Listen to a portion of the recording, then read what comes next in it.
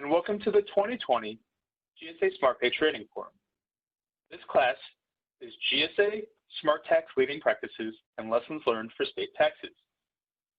The content of this class was originally designed to be an in-person and interactive class to encourage discussion and share best practices and lessons learned from across agency charge card management programs. However, as you may know, this year we are doing things a little differently than we would normally do for the training forum. The content of this class was scripted and pre-recorded. However, following the conclusion of this presentation, there will be a live chat to answer any questions you may have about the materials presented. As such, please write down your questions as we go through the content, and I look forward to engaging with all of you soon. I still sincerely hope to encourage interactive and lively discussion and knowledge sharing in the live chat following the presentation. With that, let's start. My name is Andrew Lee, and I am a business management specialist from the GSA Center for Charge Card Management. This is the first, but not the last time I will mention this, but I am not a tax attorney or trained tax specialist. I am, however, the point of contact for a program for state sales tax issues, as I have worked with and alongside subject matter experts and specialists about these issues for more than 10 years. The material I will present today has been consolidated and condensed based on not just GSA experience, but also feedback and best practices for agencies, state tax offices, and for merchants.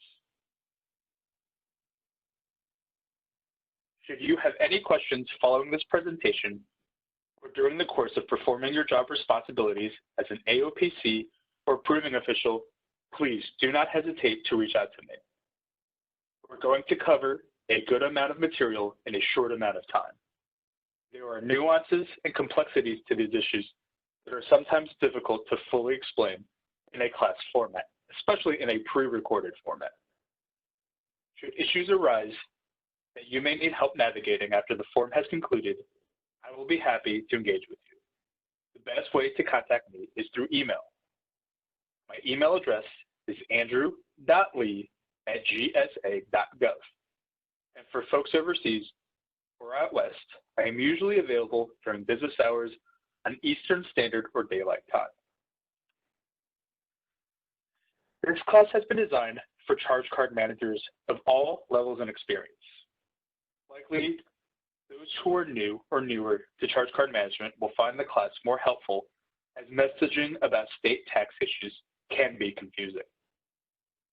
Having said that, confusion about state tax messaging isn't reserved for newbies. I learn something new every other day about these issues.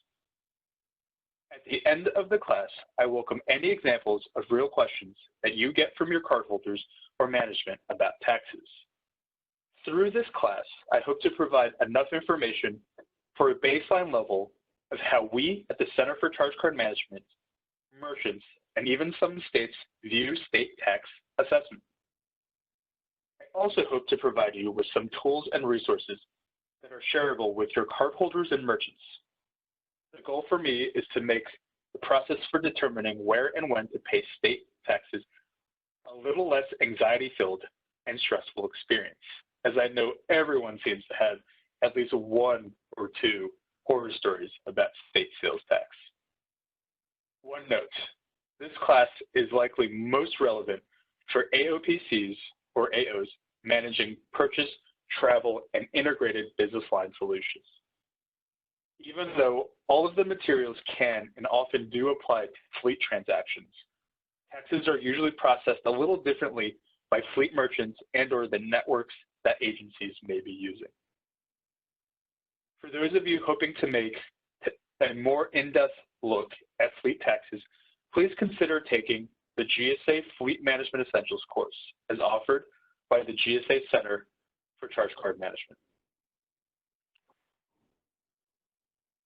In previous classes, some of the most commonly asked questions I've gotten from participants have been, I'm a federal government employee and my cardholders are too.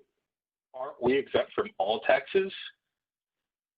What do we do when hotels and other vendors don't want to exempt transactions from taxes, even if those states should honor tax exemption. There are so many different tax exemption forms for different states. Isn't there just one form somewhere that we can use? I have cardholders that choose to use personal cards and are assessed tax in state tax exempt states. Should that still be happening? What authority does the federal government have for these issues? Today, we will try and address all of those questions and hopefully more. I welcome any additional questions you may have at the end of this session. To give you a more comprehensive understanding of state tax issues, we're going to tackle the issue from a few different angles.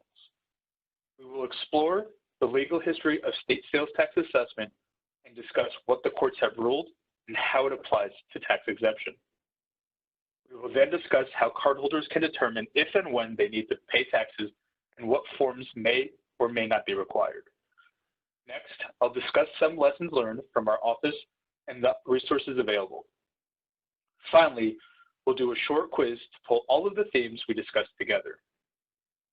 As a reminder, the topics that we will be discussing will be for informational purposes only and should not be considered a formal interpretation of law, tax advice, or recommendations to changes to existing policies, as I am not a lawyer or a tax policy expert. With that said, let's jump right in. It is important to discuss the legal history and precedents in order to understand the complexity around state tax exemption. Reviewing the information will help us understand what authority the federal government does and does not have in the role of states and vendors in the assessment and collection process. Before we jump into the legal history, let's do a quick review about the two types of accounts available under the GSA SmartPay program. Centrally billed accounts are accounts for which the federal government is directly billed for purchasing activity and directly pays the vendor, and in this instance, the GSA SmartPay contract for banks. In other words, the government buys an item or service, and it directly pays for that item or service. We'll review this again in a few slides, but basically centrally billed accounts are purchase, centrally billed travel, GSA Travel Tax Advantage, fleet, and integrated accounts. Individually billed accounts are accounts for which an agent of the federal government may make a purchase. However, the liability for payment ultimately rests on that individual. The federal government is responsible for reimbursing the individual, but the responsibility for payment is not directly the government's responsibility. The only GSA SmartPay product that is individually billed is the individually billed travel account. To summarize, for centrally billed accounts, the federal government is liable for payment. For individually billed accounts, the individual federal employee or cardholder is liable for that payment. Now that we've quickly reviewed the types of GSA SmartPay accounts, let's jump right in. What you are seeing here is known as the Supremacy Clause of the United States Constitution. Essentially, this clause establishes that the Constitution and established federal laws to be the supreme law of the land over state laws. There have been several Supreme Court and federal court cases that use the Supremacy Clause to help determine if and when the federal government or instrumentalities and representatives of that government are responsible for paying state taxes. Just a brief summary of some of the cases I wanted to highlight. In McCulloch versus Maryland, the state of Maryland tried to impose a tax on a newly established national bank. The court ruled that the federal government has implied powers that are not explicitly established in the Constitution, which includes the inability of the state to directly assess taxes on a federally established entity. In U.S. versus New Mexico and Alabama versus King and Boozer, federal contractors argued that the federal government's exemption for state taxes should extend to entities or individuals supporting federal government activities and those using federal funds. The court ruled that immunity from state taxation cannot be conferred to entities like contractors just because the government ultimately bears the financial or operational burden.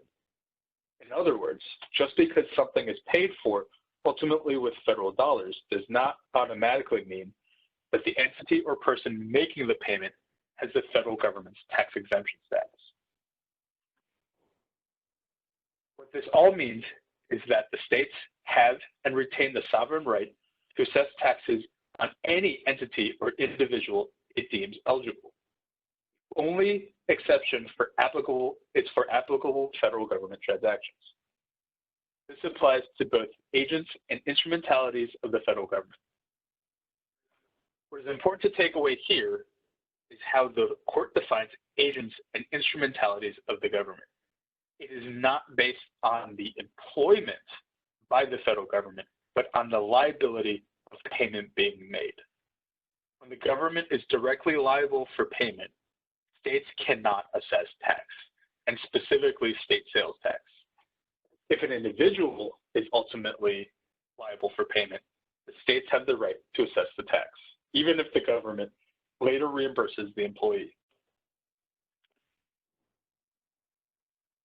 Putting all of this together, what it means is that legal precedent supports tax exemption for CBA purchases. Any individually billed travel account can be subject to state taxes, meaning all states and U.S. territories exempt state sales tax for purchase, centrally billed travel, GSA travel tax advantage, fleet, and integrated accounts. States are not required to exempt state sales tax for individually billed travel accounts. Note that even if an agency uses a process like split disbursement, which means that an individual still has an IBA travel account, but the agency makes a payment on behalf of the individual, the liability is still the individual's for payment and not the agency. Also note that agencies are still liable for fees, as fees are not defined as state sales tax.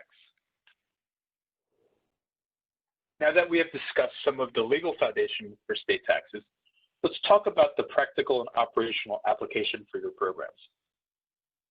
It's important at this point, as we transition into the discussion of specific states, that I establish that legal precedent is established only for exemption of state sales tax.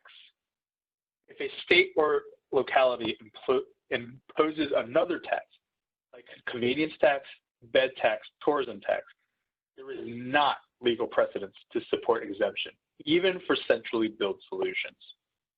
Therefore, non-state sales tax taxes are allowable.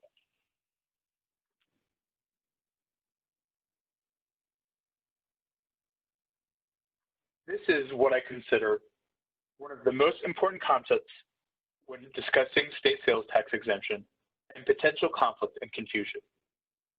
In most states, the state has the authority to assess state sales tax on cardholders.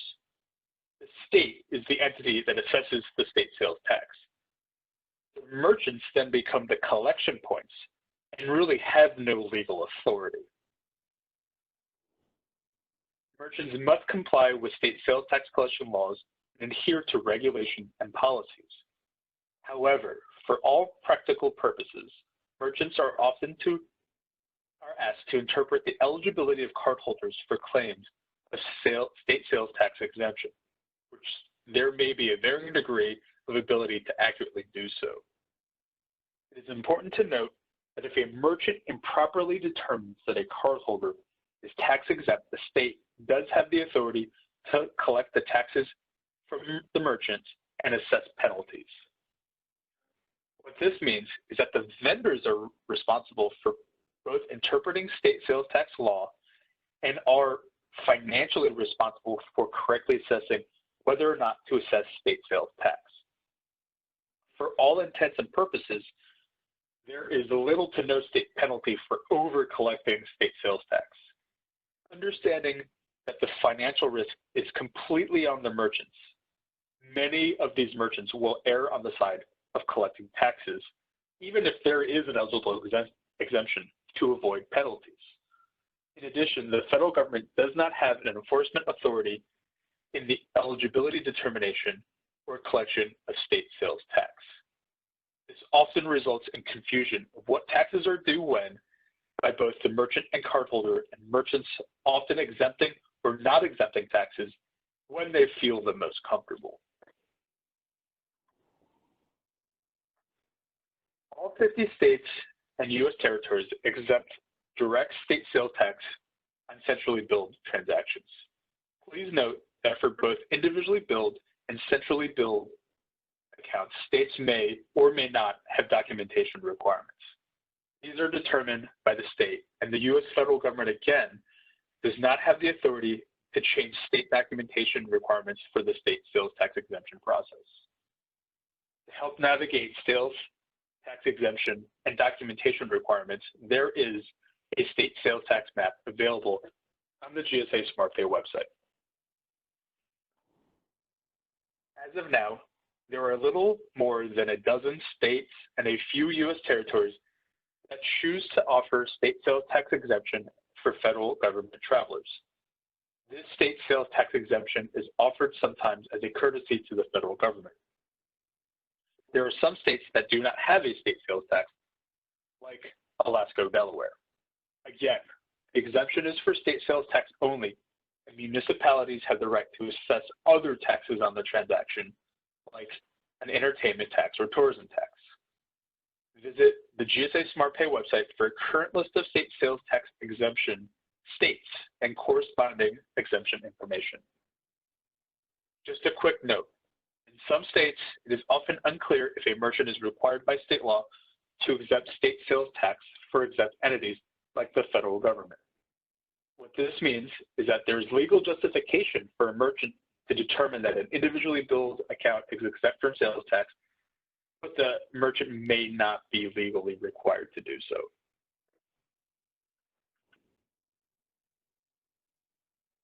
As I mentioned 2 slides ago, all states and U.S. territories must exempt state sales tax for centrally billed accounts. Please note that there's a little texture here. In most states, the state directly assesses taxes on the cardholder in the form of a state sales tax.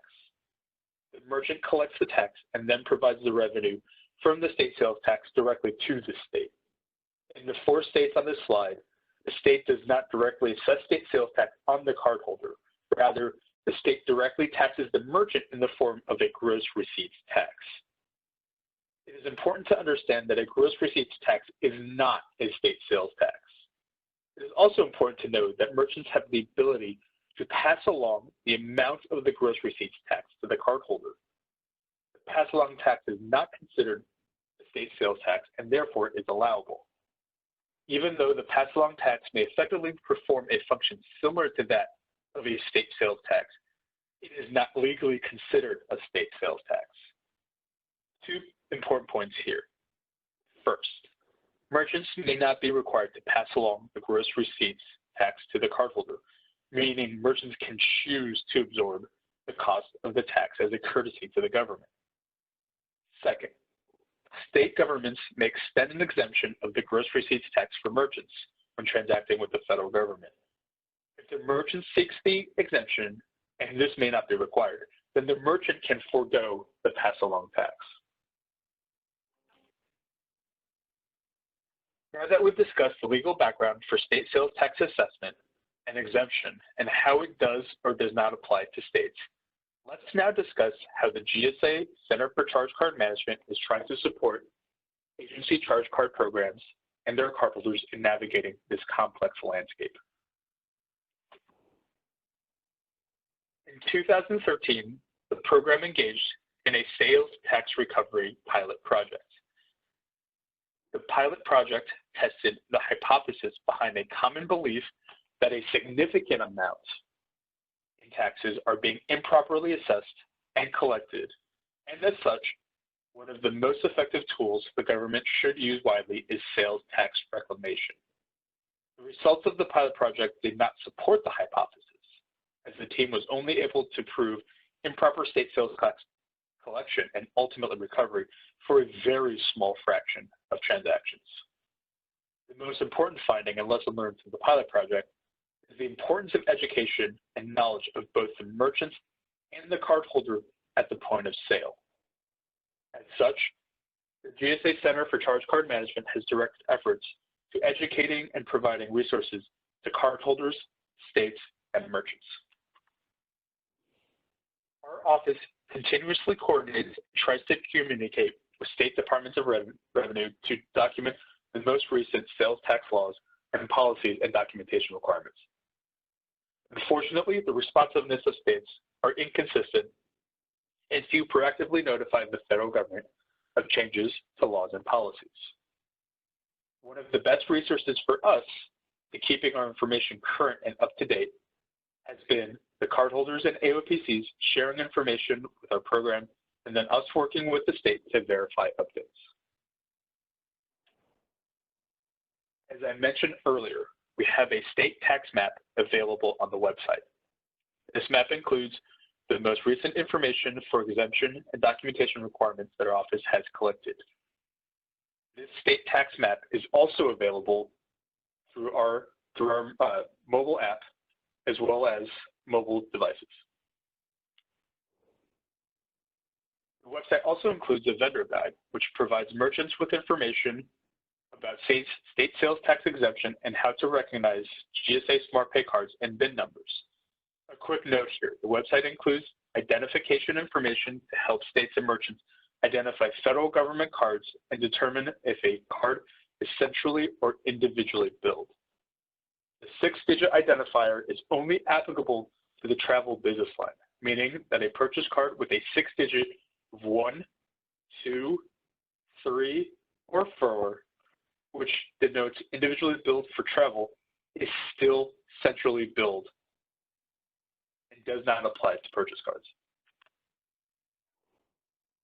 As mentioned before, this office developed a travel card app, which is a great resource for travelers. The app is a one-stop shop for state sales tax exemption information and data, and updates are pulled directly from our state tax map. If you or your cardholders have not seen this new addition to our website, we developed a frequently asked questions section about taxes that may be helpful. These are a collection of questions that we hear from our charge card managers like you, agency management, cardholders, states, and merchants.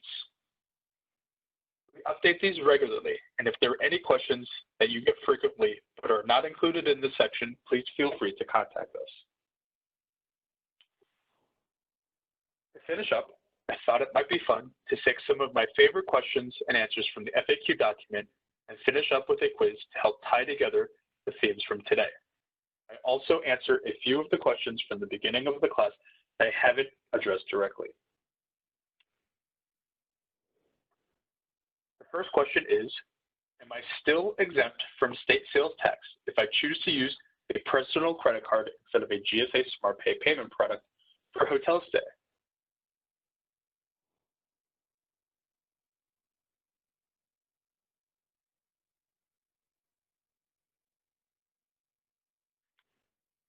No. Remember, state sales tax exemption is determined by method of payment, not by the federal entity that employs the cardholder. Merchants are only required to honor state sales tax exemption when applicable by state law to travelers presenting valid federal government forms of payment. In fact, many states specify GSA SmartPay payment solutions in laws, regulations, and policy. Please note that nearly all agencies require the use of a federal government method of payment for travel. I am in a state that should not honor state sales tax exemption for IBA travel cards, but the hotel has given me an exemption form to complete.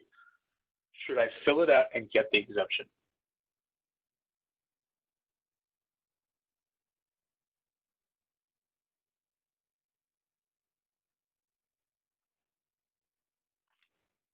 No. Due to the complexity in state law as applied to the federal government tax exemption, there is often confusion around state sales tax exemption. In efforts to provide customer service to federal government employees, hotels and states that do not honor state sales tax exemption for IBA travel may incorrectly provide forms for tax exemption. Cardholders should not complete these forms and claim exemption. Can I use a purchase card at a hotel? If so, am I still exempt from state sales tax since I am not using a travel card?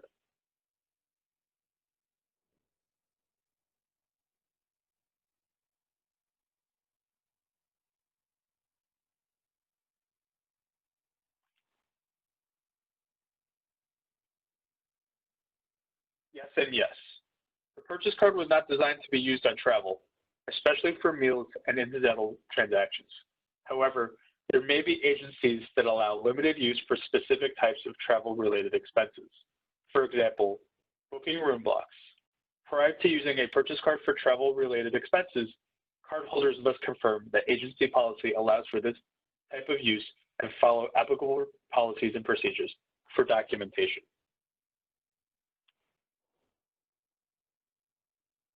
What happens if a hotel or merchant refuses to honor state sales tax exemption and won't contact the state for clarification?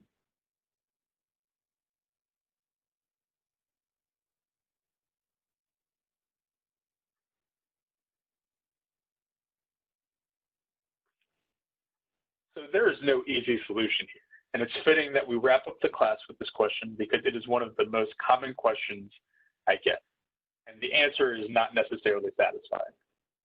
The program recommends that as a best practice, cardholders should clarify with hotels and merchants prior to stay or purchase that the merchants will honor the state sales tax exemption. If the merchants do not, please explore other options with merchants that will honor state sales tax exemption.